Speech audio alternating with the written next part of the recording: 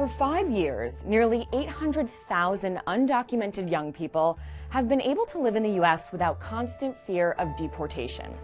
That's all thanks to DACA, the Deferred Action for Childhood Arrivals program. It was started by President Barack Obama in 2012.